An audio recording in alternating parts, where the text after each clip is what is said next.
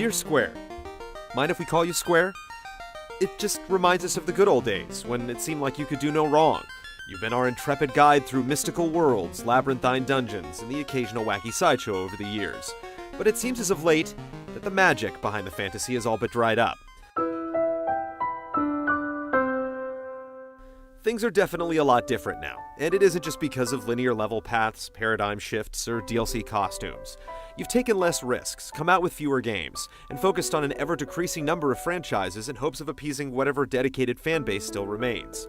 The experiment that was Fabula Nova Crystallis was anything but fabulous, and it's a sad thing to think that games like Einhander, Tobal, and Bushido Blade couldn't possibly exist in your portfolio today. Even sadder is the fact that most people are still more interested in the almost mythical Versus 13 than whatever confirmed projects are actually due later this year. An important thing to remember is that sacred cows shouldn't be sacred, and a developer should have the room to explore and grow. While it's true that you've always had a reputation for sticking to one genre, you did so in your golden years with a zest for discovery and experimentation. Who knew that Mario would work so well as an RPG, or that time travel, multiplayer co-op, and split narratives would be such a hit? These days, it seems as if their successors are more interested in treading old paths than creating new ones of their own. Risks are scary, but most of all, they're expensive. Creativity shouldn't come at a premium. So, is this place special? That said, Final Fantasy XIII is the perfect representation of your biggest problem right now: overcommitting on bloated projects and under-delivering with the final product. The lack of excitement behind 13-2 and Lightning Returns also just goes to show that mistreating and relying upon a brand for success has its repercussions. Likewise, the debacle with Final Fantasy XIV provides a recent example of your long-running problems with mismanagement. With stories about relocating corporate offices due to the advice of fortune tellers, we're not surprised. Then there's the issue of oversaturation.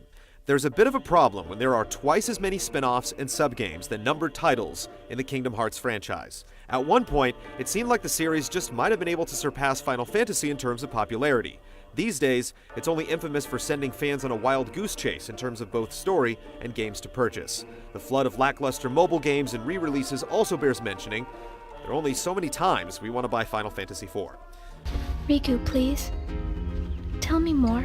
We would be remiss not to mention things you've gotten right, however. We've seen plenty of fun and diverse titles on the handheld sector. Instead of burying Final Fantasy XIV, you've decided to issue a mea culpa and take another hard look at it. And as a publisher, you've done good by bringing Eidos's talent to bear with games like Deus Ex and Tomb Raider. Even reaching out to fans with a public survey on Agni's philosophy shows some real connection with the players that didn't seem to exist at all in the past.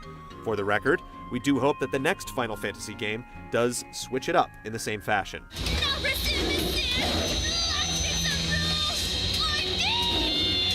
The bottom line is, you don't need to focus on a single franchise, feature lengthy cinematics, and fancy costumes to win the hearts and gill of the masses. Just the talent of your staff and the determination to be better. You were once a leader in Japanese game development. Strive to set an example once again. And that's something, Mr. Hashimoto, we can definitely be excited about. Sincerely, Game Trailers. Thank you so much. Thank you so much. See you soon. Bye.